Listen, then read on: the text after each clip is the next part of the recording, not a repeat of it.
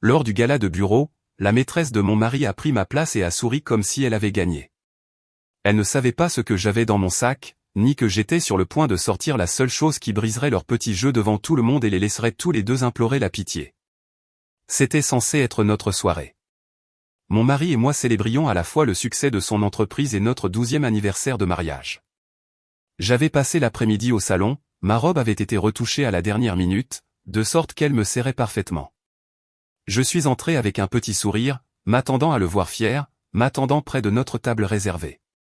Au lieu de cela, je me suis figé. À la table centrale, directement en face du PDG, était assise une femme que je ne connaissais que par des aperçus furtifs au bureau. L'assistante qui riait toujours trop fort à ses blagues. Ses jambes étaient croisées comme si elle possédait l'endroit, sa main manucurée reposant possessivement sur le bras de mon mari. Ma place avec la petite carte dorée portant mon nom, Rachel Zidowski, avait disparu.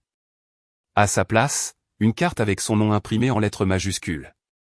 J'ai pensé que mes yeux devaient mentir. Je me suis rapproché, attendant qu'il corrige l'erreur, qu'il rie et qu'il dise « Chérie, assieds-toi ». C'est ridicule. Mais il ne l'a pas fait. Il m'a regardé avec une étincelle de culpabilité dans les yeux, puis a jeté un coup d'œil à la femme à côté de lui, comme s'il pesait qui réconforterait davantage. « Rachel », a-t-il dit doucement, à peine audible par-dessus la musique. « Peut-être assieds-toi à l'une des tables latérales ce soir. Nous faisons une restructuration. » Restructuration. C'était le mot qu'il utilisait. Comme notre mariage, ma place à ses côtés n'était qu'une autre entrée dans un tableur. Le sang a grondé dans mes oreilles, noyant le tintement des verres et les murmures. Les invités regardaient, collègues, clients, personnes qui m'avaient serré la main lors d'événements passés et m'avaient appelé l'épine dorsale de son succès. Leurs yeux changeaient maintenant, compatissants, divertis, certains chuchotant derrière des serviettes. J'ai serré mon sac contre mon flanc. À l'intérieur, je transportais un dossier. Je n'avais pas prévu de l'utiliser ce soir. C'était censé être pour une conversation entièrement différente. Mais le poids de celui-ci pressait contre mes côtes comme une arme secrète. « Excusez-moi », ai-je dit, ma voix plus vive que je ne l'avais voulu. La maîtresse a souri, inclinant la tête comme un chat qui joue avec sa proie. Il m'a demandé de le rejoindre ici. Tu ne veux pas, n'est-ce pas? C'est mieux pour les apparences. Apparences? Mes mains tremblaient. J'avais supporté des années de longues nuits seules, de dîners refroidis pendant qu'il travaillait tard. J'avais cru en lui, lui avait fait confiance, et maintenant il était là, me livrant à l'humiliation comme si ce n'était rien. Le PDG s'est éclairci la gorge. Inconfortable. Un couple à l'autre bout de la table s'est déplacé sur ses sièges. Les téléphones étaient sortis. Je pouvais voir de petites lumières rouges d'enregistrement dirigées dans ma direction. Cela ne resterait pas privé. Quelque chose en moi s'est brisé. Je me suis penché sur la table, j'ai verrouillé mes yeux avec mon mari et j'ai dit assez fort pour que tous les coins de cette salle puissent t'entendre. Tu viens de rétrograder ta femme devant tout le cabinet, félicitations. J'espère qu'elle vaut tout ce que tu es sur le point de perdre. Des halètements ont parcouru la pièce. Le visage de mon mari est devenu pâle, mais il n'a toujours pas bougé. Il ne m'a pas défendu. Il n'a même pas eu l'air honteux. Alors, j'ai agi. J'ai retiré mon bras et je l'ai frappé fort sur le visage. Le son a craqué comme un coup de feu, faisant taire la pièce. Son verre de vin s'est renversé, répandant du rouge sur le lin blanc. La maîtresse a sursauté, mais personne n'a bougé pour m'arrêter. Pendant un long moment suspendu, je suis resté là, tous les yeux sur moi. Mon pouce est accéléré, mais mon dos était droit. Je n'allais pas me recroqueviller. Pas ce soir. J'ai glissé la sangle de mon sac plus haut sur mon épaule, me suis retourné et suis sorti sans un mot de plus. Derrière moi, j'ai entendu les murmures monter, le bourdonnement des téléphones capturant chaque angle. Dès le matin, la moitié du bureau l'aurait rejoué en boucle. Dans le couloir, le calme m'a frappé comme un mur. Mes mains tremblaient, mais pas de peur, de fureur. Le poids du dossier dans mon sac m'a stabilisé. Il contenait des relevés bancaires, des copies de mai, une piste que j'avais à moitié recueillie il y a des mois lorsque le soupçon m'avait rongé. Je n'avais pas voulu y croire, mais maintenant je le savais. J'ai appuyé sur le bouton de l'ascenseur avec un calme délibéré, j'ai pris une profonde inspiration et j'ai fixé mon reflet dans les portes en acier poli.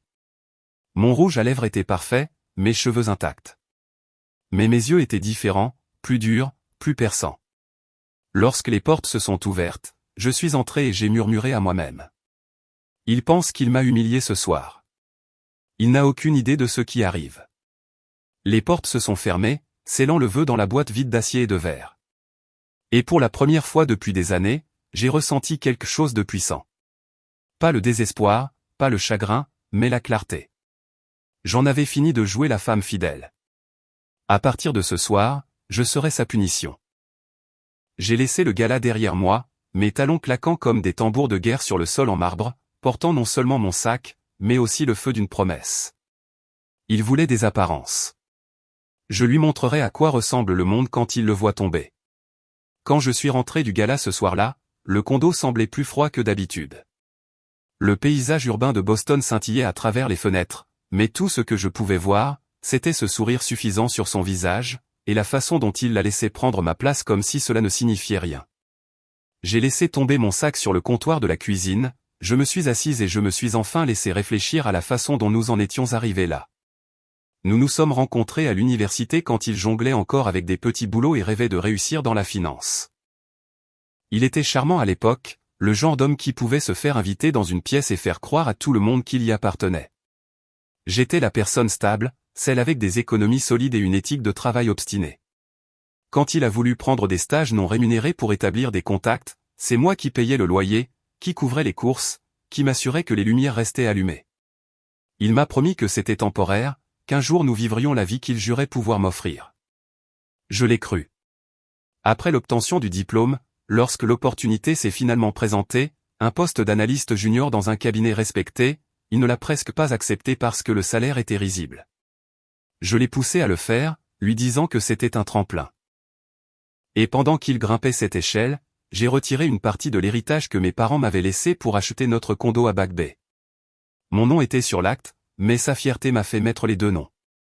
Je me suis dit que c'était un symbole de partenariat. Maintenant, en regardant le paysage urbain, j'ai réalisé que ce n'était qu'une autre erreur. Nous avions une fille, Julia, 2 ans plus tard.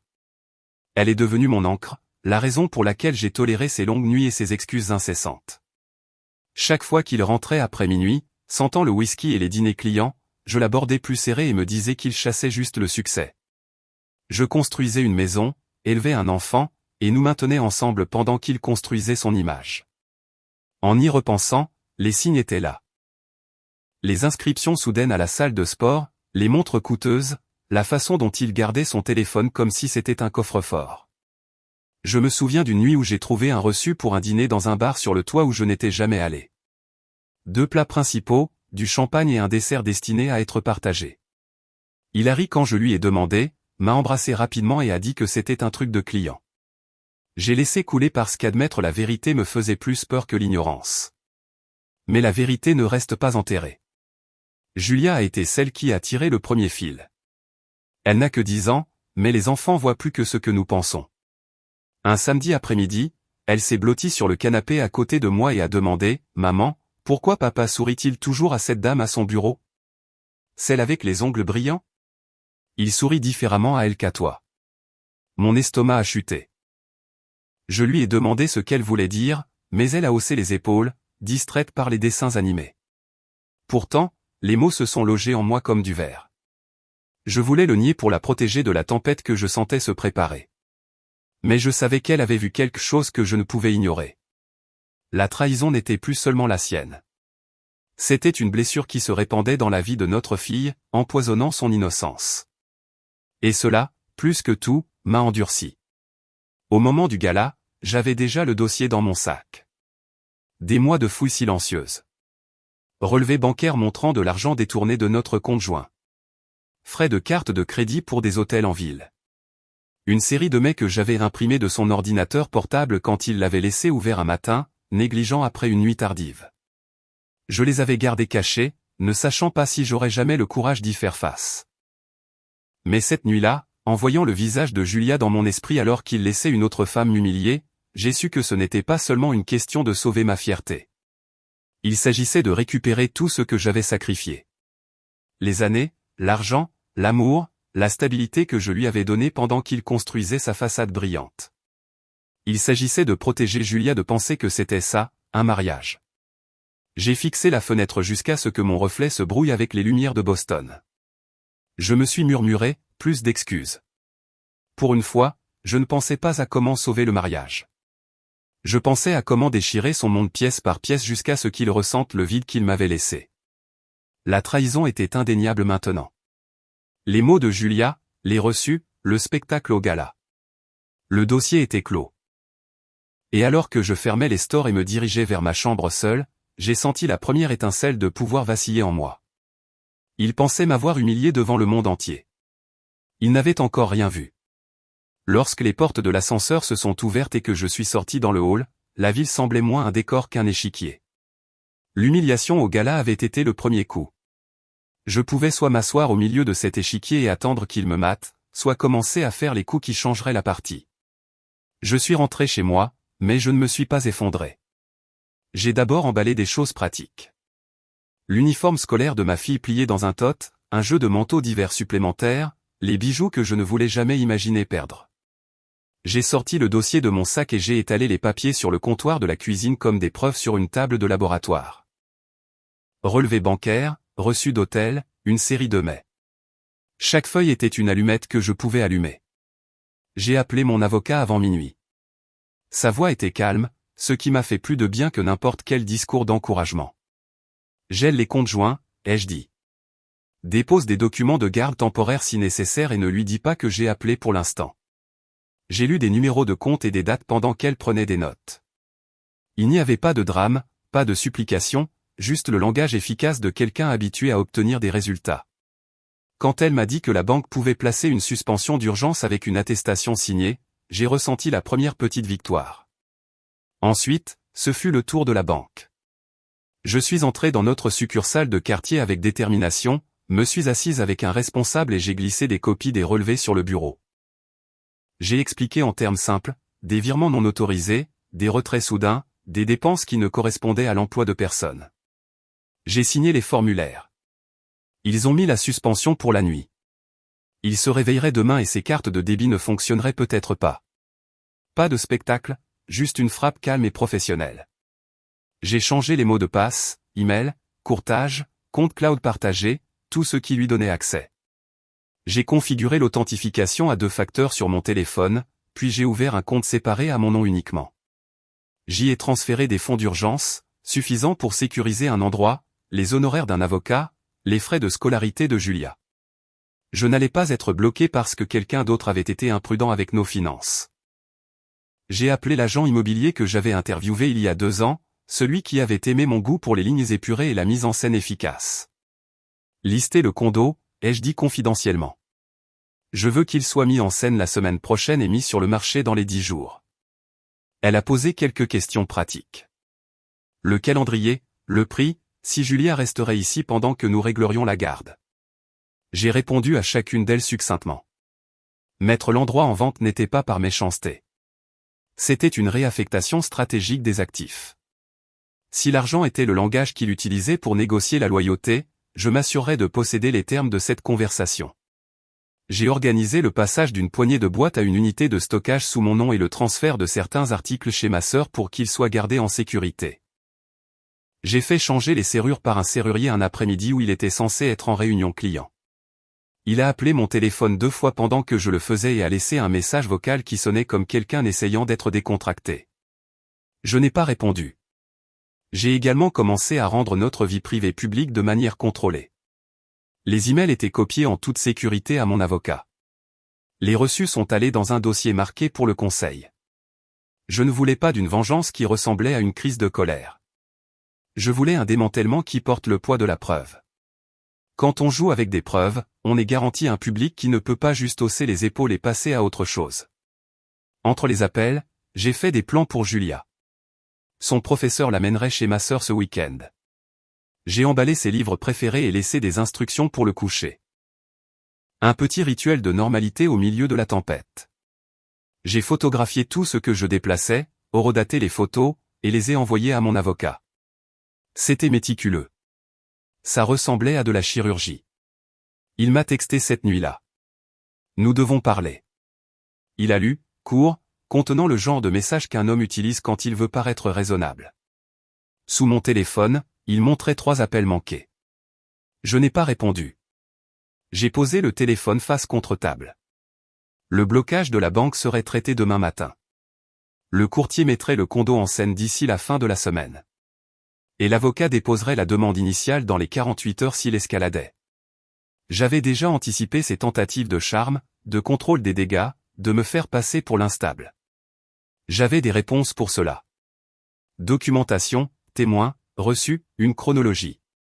À 8h17 le lendemain matin, mon téléphone a vibré avec une alerte. Une tentative de débit refusée. Son nom est apparu sur un écran dans un restaurant cher du centre-ville. Un lecteur de carte refusant poliment la charge. Quelques minutes plus tard, une autre alerte. Une tentative de virement depuis notre compte joint signalé est bloquée. À 8h45, le cabinet d'avocats a appelé pour dire qu'ils avaient déposé des mesures temporaires et signifié un avis à son email. Quand il a finalement appelé, la voix à l'autre bout était dépouillée de son calme répété. Elle était vive, brute de confusion. Pourquoi mes cartes ne fonctionnent-elles pas, a-t-il exigé. J'ai écouté la panique dans sa voix et je n'ai ressenti ni triomphe ni allégresse. J'ai ressenti la satisfaction nette d'un plan exécuté. Il était le premier à réagir à mon coup, mais il réagissait à quelque chose qui avait déjà été mis en mouvement. Le jeu avait changé. Je n'attendais plus qu'il fasse des erreurs. Je façonnais le plateau parce que j'avais arrêté les leurs. J'ai dit, tu as fait tes choix. Je fais les miens. Le lendemain matin du blocage de nos comptes, le monde qui ressemblait au sien a commencé à se fissurer de manière petite et bruyante. Je m'attendais à ce que la banque agisse. Je ne m'attendais pas à la rapidité avec laquelle tout le monde remarquerait. La première répercussion a frappé à 9h30 quand un collègue m'a envoyé un gif d'un lecteur de cartes refusant une charge avec la légende gênant. C'était mesquin, mais cela me disait à quelle vitesse une seule transaction pouvait devenir du commérage. À 10h, un ami commun, quelqu'un qui nous avait une fois félicité à notre mariage, a envoyé un message timide demandant si tout allait bien. Les questions se sont multipliées, et chacune a exercé une pression autour de lui comme un garrot qui se resserre. Au bureau, les murmures se sont transformés en regards insistants. En milieu de journée, j'ai pris un café de l'autre côté de la rue et j'ai observé comment la fenêtre de son bureau enregistrait les mouvements. Des hommes se regroupaient, téléphones sortis, chuchotements se fondant dans les cages d'escalier. C'était un homme dont le pouvoir venait de 3 choses. L'accès, la réputation et l'illusion de contrôle. Couper l'accès, et l'illusion commence à s'effriter. Je n'avais pas besoin de me gargariser. J'avais appris la valeur du silence. Au lieu de cela, j'ai laissé les preuves parler. Les RH ont appelé pour organiser une réunion de routine avec son chef d'équipe. Un associé a texté la même chose. La maîtresse, la femme à la robe rouge au gala, s'est retrouvée de plus en plus invisible. Les gens qui lui avaient souri poliment dans le couloir l'évitaient maintenant, leurs yeux détournés comme s'ils avaient été surpris à regarder quelque chose de honteux. La première conséquence publique réelle pour lui est survenue cet après-midi-là. Il est allé déjeuner avec un client de longue date qui aimait voir de la force chez un associé. Il s'est levé pour payer l'addition et la carte a été refusée. Le moment était petit et humiliant en soi, mais c'était la façon dont le sourcil du client s'est arqué, la façon dont la conversation s'est tarie alors que son nom apparaissait sur d'autres téléphones avec des notifications sur les blocages et les maintiens. Au moment où il est parti, le client avait suggéré de reporter une affaire en cours. La réputation, une fois effilochée, s'effiloche rapidement. Au bureau, les chuchotements sont devenus des questions directes. Quelqu'un a divulgué une rumeur interne sur des problèmes conjugaux et des irrégularités financières. Les managers de la maîtresse ont commencé à poser des questions embarrassantes sur son implication avec un cadre supérieur. Les RH ont ouvert une enquête discrète. La femme qui m'avait souri si confiantement au gala se promenait maintenant la tête basse, répondant aux emails turcs et évitant la cafétéria aux heures de pointe. Elle n'avait pas imaginé les retombées sociales. Elle jouait à un jeu sans lire les règles. La famille a également commencé à s'agiter. Ma sœur a appelé en premier, non pas pour me demander ce que je prévoyais ensuite, mais pour me dire à quel point leur mère avait froncé les sourcils lorsque mon beau-frère avait mentionné le gala au dîner du dimanche. Puis ma mère a appelé, sa voix tendue d'inquiétude et de colère. Elle ne m'a pas demandé de me réconcilier. Elle m'a demandé si j'étais en sécurité. Mon père, qui avait toujours admiré le contrôle, a envoyé un message concis. Si tu as besoin de quoi que ce soit, dis-le. Ces mots n'étaient pas vides. Les familles prennent parti de manières qui peuvent changer les trajectoires. Les appels de sa famille étaient plus calmes et plus prudents.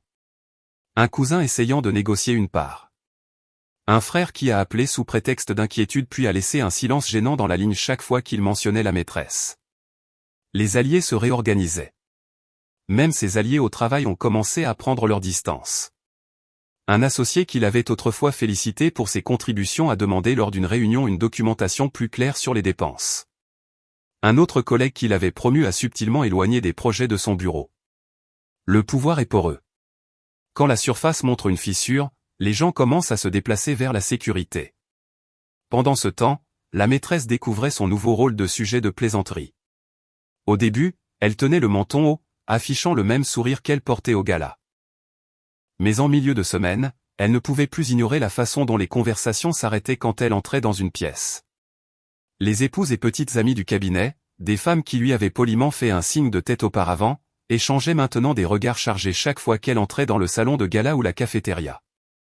Elle a essayé de poster une photo sur les réseaux sociaux d'une soirée entre filles, mais elle a été instantanément capturée et diffusée avec des commentaires sarcastiques. Devinez qui a payé le champagne. Elle l'a supprimé en quelques heures, mais les dégâts étaient faits. Une fois que la foule sent la faiblesse, elle ne lâche plus. J'ai observé tout cela se dérouler sans me presser. Je n'avais pas d'appétit pour la vengeance mesquine. Ma stratégie était de laisser les conséquences s'accumuler jusqu'à ce qu'elles forment un schéma indéniable. Chaque carte refusée, chaque accord reporté, chaque chuchotement dans un couloir. Ils étaient les coups de ciseaux qui enlèveraient la façade qu'il avait construite. En fin d'après-midi, l'un de ses associés juniors, le genre de personne qui sait à quel point les alliances sont fragiles, m'a transféré une capture d'écran. Elle montrait un email turc à toute l'équipe concernant des questions personnelles inattendues et une instruction de rediriger les appels clients. C'était le langage du contrôle des dégâts, stérile, corporate, prudent. Malgré tout cela, j'ai gardé mon visage composé. À la maison, Julia dessinait à la table de la cuisine et me demandait pourquoi papa avait l'air inquiet au téléphone. Je lui ai dit simplement que les adultes faisaient parfois des erreurs et que nous irions bien. Elle a accepté cette version comme le font les enfants, sans trouble, confiante. Protéger cette confiance était autant une partie de mon plan que de bloquer les comptes. Quand le soleil s'est couché et que les lumières du bureau du quartier financier se sont allumées une par une, mon téléphone a vibré avec un appel entrant de son numéro. Je n'ai pas répondu. Mon message vocal s'est rempli d'abord d'un message court et concis. Rappelle-moi. Puis, au fil des heures et de l'accumulation des conséquences institutionnelles, sa voix est revenue dans un ton différent. Urgent, mince, cassant, il a demandé où j'étais, a demandé si nous pouvions parler, a essayé de paraître ordinaire. Le message a faibli en un plaidoyer qui n'avait jamais fait partie de lui.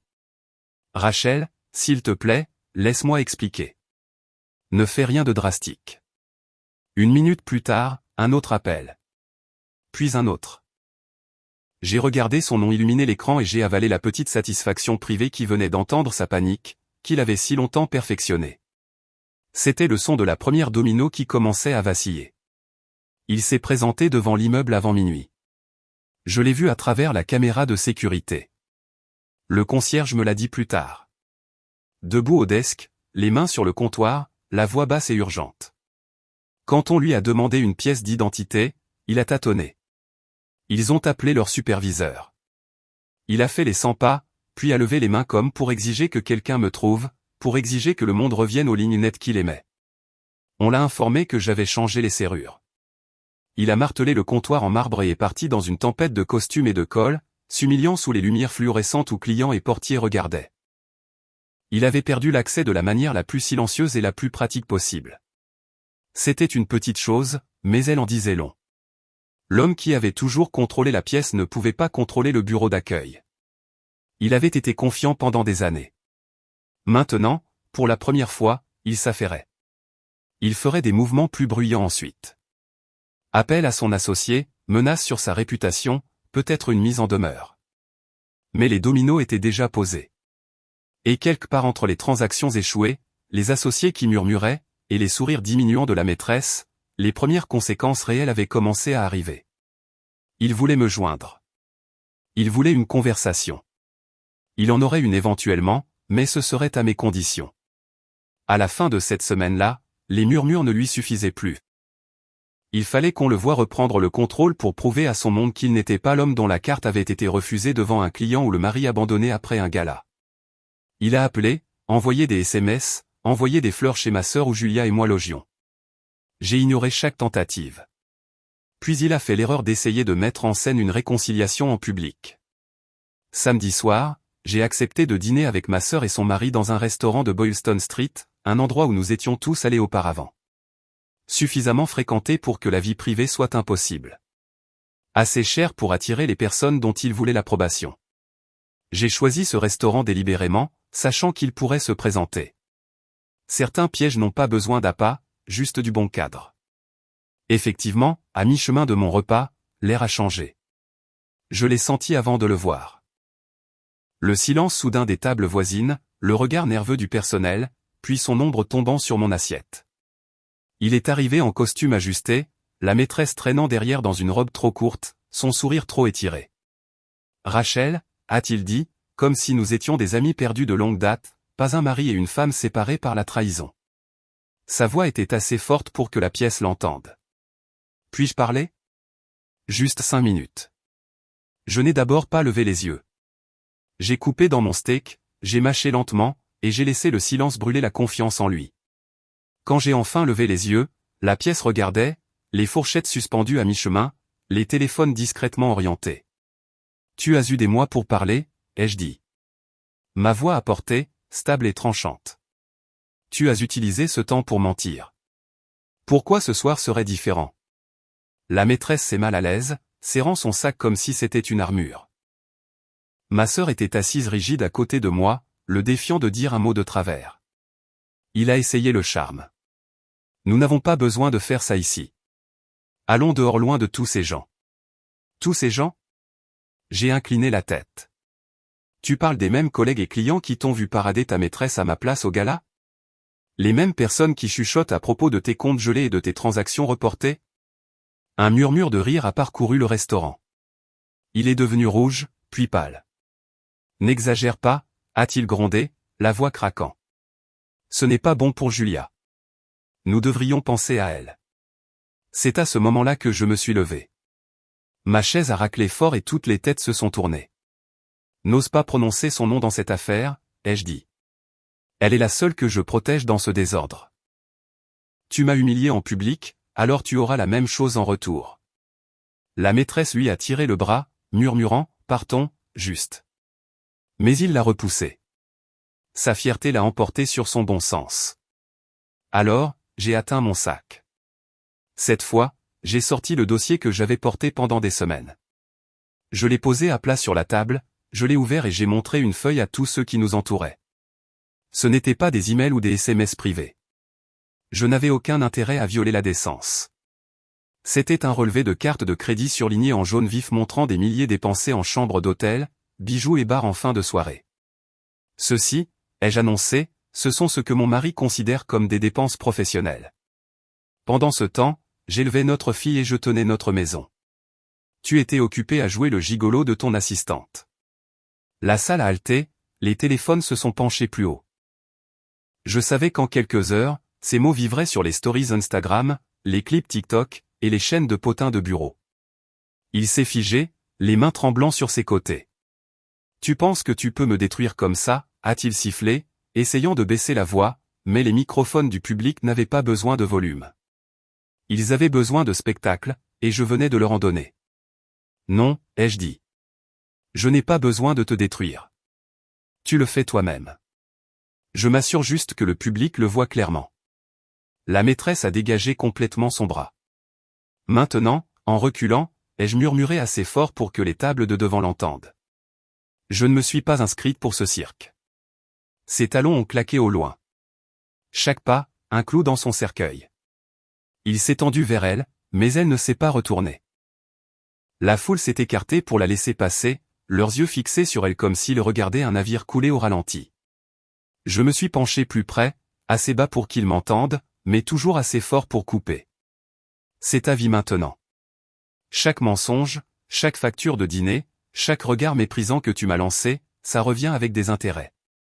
Puis je me suis reculé, j'ai élevé ma voix une dernière fois, et j'ai prononcé la phrase qui allait résonner, « Messieurs, mesdames, si vous vous êtes jamais demandé à quoi ressemble la chute d'un homme, regardez attentivement. » C'est le coup de la trahison. Des applaudissements ont éclaté. Pas forts, pas coordonnés, mais dispersés et sincères, comme un soulagement. Quelques personnes ont applaudi discrètement. D'autres ont secoué la tête. Il est resté figé, la bouche s'ouvrant et se fermant sans qu'aucun mot ne se forme. Le restaurant avait rendu son jugement. J'ai ramassé mon sac, j'ai glissé le dossier à l'intérieur, et j'ai embrassé la joue de ma sœur. Puis je suis sorti, la tête haute, tandis qu'il restait derrière, entouré non pas d'alliés, mais de témoins. Dans la rue, l'air était frais, vif sur ma peau. Je me sentais plus légère que je ne l'avais fait depuis des mois. Il pouvait raconter des histoires, payer des interviews, supplier la sympathie. Mais la vérité était sortie, estampillée dans les registres publics par sa propre arrogance. Cette nuit-là, mon téléphone a vibré sans arrêt.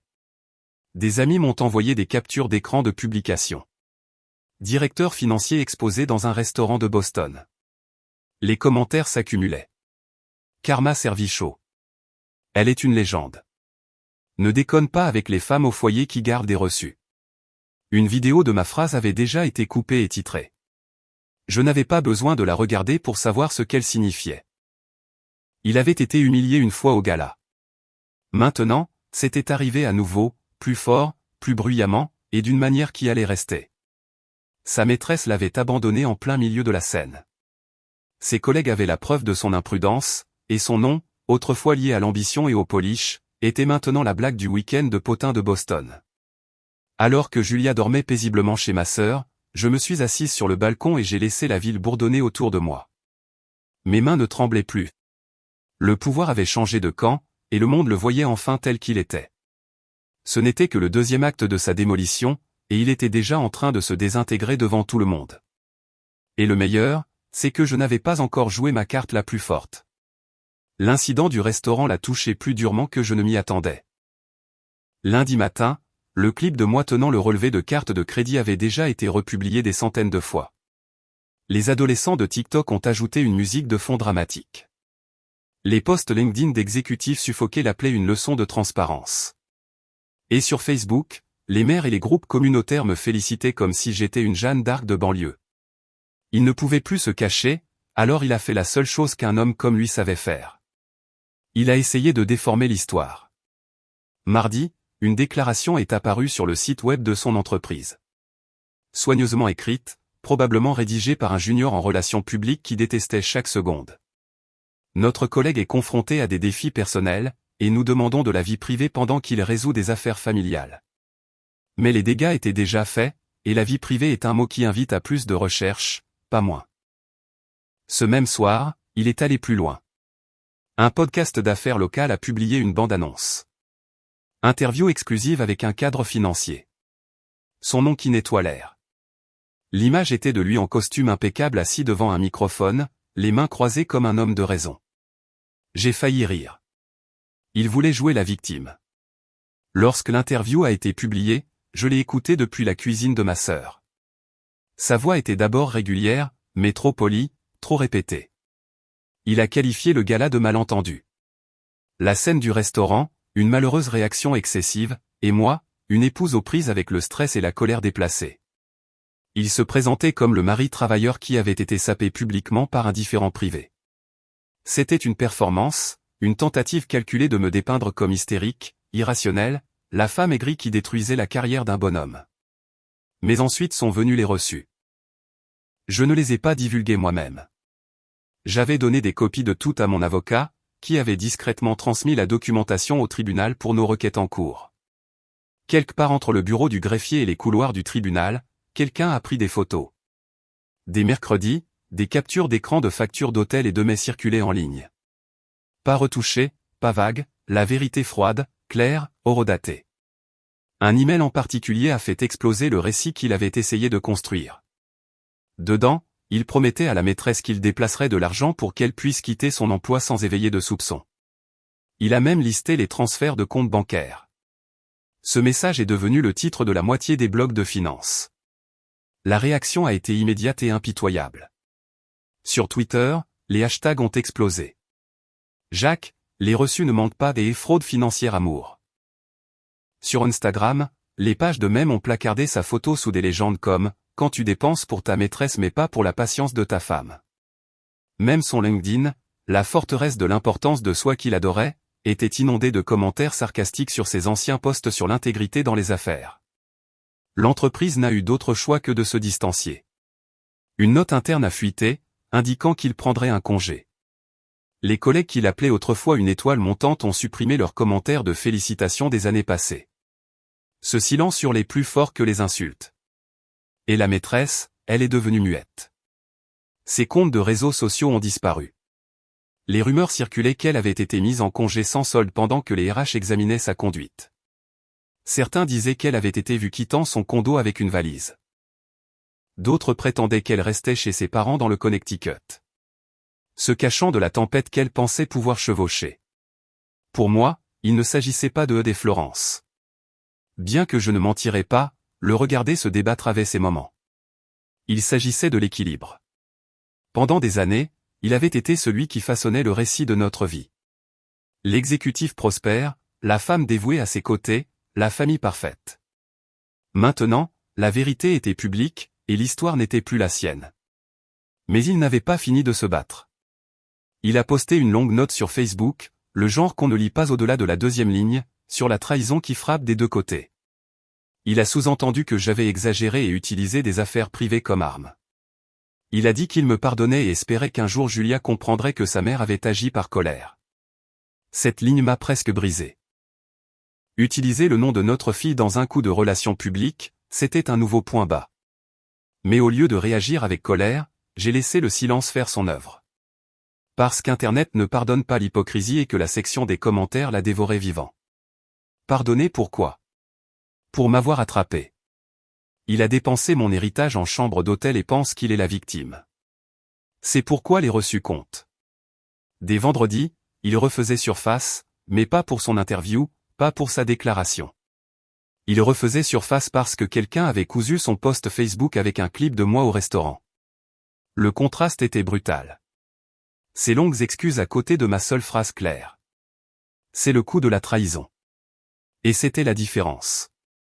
Il avait besoin de paragraphes. J'avais besoin d'une phrase. Le coup de grâce est arrivé lorsqu'une chaîne de télévision locale a repris l'histoire. Ils n'ont pas diffusé l'interview qu'il avait donnée. Ils ont diffusé la vidéo de moi brandissant le relevé de carte de crédit devant 50 témoins. Ils l'ont diffusé aux informations du soir comme un conte moral. Les présentateurs secouaient la tête et avertissaient les spectateurs de ne pas mélanger indiscrétion personnelle et responsabilité d'entreprise. Dès le week-end, mon avocat m'a appelé avec un sourire dans la voix. L'opinion publique penche fortement en votre faveur. Les juges lisent aussi les nouvelles. Il perd de sa crédibilité, et vous n'avez presque pas levé le petit doigt. Cette nuit-là, j'ai parcouru les hashtags une dernière fois, non pas pour me réjouir, mais pour marquer le changement. Son image soigneusement construite, l'exécutif poli, l'homme de famille, avait disparu. Il était un mème, une blague, un conte d'avertissement. Et dans le silence de la chambre d'amis de ma sœur, avec Julia endormie dans le couloir, je me suis murmuré, il voulait un combat d'apparence. Maintenant, le monde entier le voit tel qu'il est. Ce n'était plus seulement une question de vengeance.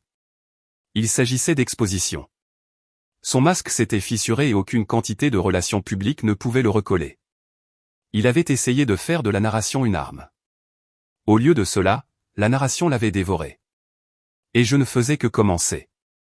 Lorsque l'humiliation publique a cessé d'être une nouvelle et a commencé à devenir une preuve, c'est là que le véritable démantèlement a commencé. Mon avocat a appelé cela la phase 2. J'ai appelé cela la justice. Les procédures de divorce ont avancé rapidement avec les reçus, les relevés de cartes de crédit et les clips viraux de ces implosions. Le juge n'avait aucune patience pour ces excuses. En quelques semaines, la garde temporaire m'a été accordée. Il a essayé de plaider pour la garde partagée, affirmant que je l'éloignais de Julia, mais ses propres messages textes à la maîtresse ont contredit chaque mot. Le juge l'a regardé droit dans les yeux et a dit « Monsieur Zidowski, ceci n'est pas une campagne de relations publiques. Ceci est un tribunal. Le condo a été mis en vente et vendu en 10 jours, comme je l'avais prévu. La moitié du profit m'est revenue directement parce que mon héritage avait financé l'achat. L'autre moitié a été gelée en attendant le règlement. Il a supplié le tribunal de libérer plus de fonds pour les dépenses courantes, mais le juge l'a limité à une allocation à peine suffisante pour le loyer d'un appartement d'une chambre. Regardez un homme qui arborait autrefois des costumes sur mesure et du scotch importé argumenté sur les factures de services publics était presque surréaliste. Son entreprise a coupé les liens discrètement mais définitivement. Le congé autorisé est devenu un licenciement. Ils lui ont offert une prime de départ à la seule condition qu'il signe une clause de non-divulgation concernant l'enquête interne. Il l'a accepté. Bien sûr, la fierté ne peut pas vous nourrir quand vos comptes sont vides. Mais même ce paiement a été acheminé par le tribunal, découpé en pensions alimentaires et frais juridiques avant qu'il ne touche ses mains. Les retombées familiales sont arrivées ensuite. Son père, qui se vantait autrefois à chaque dîner de famille de son fils brillant qui gravissait les échelons, a cessé de répondre à ses appels. À un moment donné, j'ai entendu dire qu'il avait été refoulé chez sa famille à Newton, ses propres parents lui disant franchement, « Tu as fait ton lit ». Son frère, qui avait initialement essayé de négocier, s'est complètement retiré après avoir vu les documents du tribunal. À leurs yeux, je n'étais pas l'ennemi. Il était l'embarras. La maîtresse n'a pas duré longtemps non plus. Une fois que les RH ont terminé leur examen, elle a été licenciée. Pas de fanfare, juste un email et une escorte de sécurité hors du bâtiment. Elle a quitté le condo où elle vivait à moitié et a disparu complètement des réseaux sociaux. Une amie m'a dit qu'elle avait trouvé un emploi dans le commerce de détail dans une autre ville, recommençant avec rien que des murmures à son sujet. Le conte de fées qu'elle pensait avoir volé s'est transformé en une note de bas de page dans la chute de quelqu'un d'autre. Malgré tout cela, j'ai gardé Julia à l'abri. Elle est restée dans son école, entourée de stabilité pendant que je gérais la tempête à l'extérieur. Quand elle a demandé où était papa, je lui ai dit la vérité doucement. Il vit ailleurs pour l'instant parce que les adultes font parfois des choix qui blessent les familles. Elle a hoché la tête, pensive, et est retournée dessiner. Sa résilience me rappelait chaque jour pourquoi ce combat avait de l'importance. À l'été, le divorce a été finalisé. Les biens ont été partagés, la garde sécurisée, les comptes réglés. Ce qui avait été autrefois un empire commun d'économie, de biens et de réputation était maintenant en ruine à ses pieds. Il n'avait plus de carrière, plus de maîtresse, plus de famille à ses côtés. Juste des dettes, la honte, et l'écho des choix qu'il ne pouvait pas annuler. Et moi, j'avais ma fille, mon indépendance, et le nouveau départ que j'avais eu trop peur de réclamer pendant des années. Regarder le gala tomber dans ce tribunal n'était pas seulement la fin d'un mariage. C'était la confirmation que la trahison avait des conséquences. Et cette fois, les conséquences l'avaient dépouillé de tout ce qu'il utilisait pour avoir du pouvoir sur moi. Il était fauché, isolé, et oublié par les mêmes personnes qui levaient autrefois des verres en son honneur. Et moi, j'étais libre. Il était tard en septembre quand il a finalement demandé à me rencontrer. Pas par le billet d'avocat, pas par des assignations judiciaires, juste un simple SMS. S'il te plaît, une dernière fois. J'ai besoin de te parler. J'ai failli l'ignorer, mais certaines fins méritent d'être dites à voix haute. Nous nous sommes rencontrés dans le condo que nous appelions autrefois chez nous. L'endroit était maintenant vide, les murs dépouillés, les échos remplissant les pièces où le rire et les disputes vivaient autrefois. Il se tenait dans le salon, les mains dans les poches, son costume froissé, ses chaussures éraflées. Je ne l'avais jamais vu aussi diminué. « Rachel » a-t-il commencé, sa voix. « Je sais que je ne mérite rien, mais s'il te plaît, j'ai besoin que tu m'écoutes. » J'ai posé mon sac sur le comptoir et j'ai croisé les bras. « Vas-y. » Il m'a regardé comme un homme qui se noie tendant la main vers une corde. J'ai tout foiré. J'ai été stupide, égoïste. Je pensais que je pouvais avoir les deux. La carrière, l'excitation, l'attention sans te perdre. Je n'ai pas réalisé à quel point tu me maintenais en place jusqu'à ce que tu sois parti. Ses yeux se sont remplis de larmes, bien que je ne puisse pas dire si c'était de regret ou d'apitoiement sur soi-même. Je suis restée silencieuse. Il s'est rapproché. J'ai tout perdu. Mon travail, ma réputation, même mes parents ne répondent plus à mes appels. Julia me parle à peine. Il a dégluti, secouant la tête. Et elle est partie quand l'argent s'est tari. Je ne te blâme pas de me détester, mais s'il te plaît, je ne peux pas continuer à vivre comme ça. Donne-moi une chance de nous réparer. Ces mots sont tombés à plat contre le vide du condo. Pendant des années, j'avais plaidé pour qu'il se montre, qu'il soit fidèle, qu'il respecte ce que nous avions construit. Et maintenant, quand il ne restait plus rien, il voulait l'absolution. Réparez-nous, ai-je dit doucement. Tu nous as détruits à l'instant où tu l'as laissé s'asseoir à ma place. Tu m'as montré exactement où j'étais dans ton monde. Il a grimacé, mais j'ai continué. Je me suis sacrifié pour toi. J'ai payé pour cette maison. J'ai élevé Julia pendant que tu étais dehors à prétendre être un roi de Wall Street.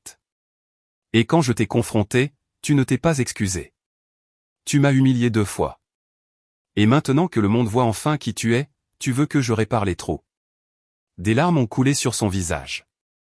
Je ne sais pas qui je suis sans toi. Et c'était la vérité. Il ne voulait pas de moi. Il voulait l'échafaudage que j'avais construit autour de sa vie creuse. Je me suis rapproché assez pour voir le désespoir dans ses yeux. Ma voix était stable, tranchante. Tu es l'architecte de ta propre destruction. Tu as construit ce gâchis brique par brique, et tu ne peux pas me demander de le porter maintenant. Il s'est alors effondré, ses épaules s'affaissant, un sanglot s'échappant alors qu'il se couvrait le visage de ses mains. Je n'ai rien ressenti. Pas de pitié, pas de tentation, juste le détachement net de quelqu'un enfin libre. J'ai ramassé mon sac et je me suis dirigé vers la porte. Il n'a pas suivi. Avant de partir, je me suis retourné une fois, livrant la dernière phrase qu'il entendrait jamais de ma part. C'était ton chef-d'œuvre. Vis-le. La porte s'est fermée derrière moi avec un clic définitif, scellant le chapitre pour de bon. 1 an plus tard, Boston me semblait différente. Non pas parce que le paysage urbain avait changé, mais parce que je ne le voyais plus à travers le brouillard de l'ombre de quelqu'un d'autre. Le condo était parti depuis longtemps, les batailles judiciaires terminées, et le poids que j'avais porté pendant des années s'était enfin levé. Julia et moi vivions dans un appartement plus petit mais plus lumineux près du Charles. Les murs étaient remplis de ses œuvres d'art, pas de tension silencieuse. Chaque soir, nous cuisinions ensemble, nous rions de nos propres blagues intérieures, et nous construisions des routines qui nous appartenaient à nous seuls. Elle était plus forte aussi. Plus perspicace dans la façon dont elle posait des questions. Plus audacieuse dans sa façon de se comporter. J'y voyais une résilience qui reflétait la mienne. Et je savais qu'elle ne confondrait jamais la loyauté avec la soumission. Professionnellement, j'ai prospéré. Je suis retourné à mon activité de conseil, celle que j'avais mise de côté des années auparavant pour le soutenir. Les clients sont venus rapidement, en partie parce que les gens avaient vu mon nom dans les nouvelles et admiraient la force tranquille derrière le chaos. Ce qui m'embarrassait autrefois est devenu une marque inébranlable, une femme qui ne s'effondrait pas sous la pression. Quant à lui, son nom apparaissait à peine, sauf dans des comptes d'avertissement partagés par des blogs financiers. On disait qu'il avait quitté Boston, dérivant entre des locations à court terme et des contrats temporaires. Son empire s'était réduit à une poignée de vieux costumes et à une réputation si entachée qu'elle ne pouvait pas être sauvée. Il n'était plus ma préoccupation. Un soir, Julia m'a demandé si j'étais heureuse. J'y ai pensé attentivement avant de répondre. Le bonheur n'était pas des feux d'artifice ni des grands gestes. C'était la liberté. C'était savoir que j'avais traversé la trahison et l'humiliation et que j'étais sorti de l'autre côté entière. C'était la certitude tranquille que je ne laisserais plus jamais quelqu'un d'autre décider de ma valeur. J'ai embrassé son front et je lui ai dit, oui, je suis heureuse. Debout à la fenêtre cette nuit-là, j'ai laissé les lumières de la ville m'envahir. La trahison avait dévasté mon monde, mais elle avait aussi créé de l'espace pour quelque chose de nouveau, pour la force, pour la clarté, pour une vie que j'avais choisie sans compromis. Et alors que la rivière scintillait en contrebas, j'ai murmuré la vérité que j'avais gagnée. La liberté ne se donne pas, elle se prend. Et j'avais repris la mienne.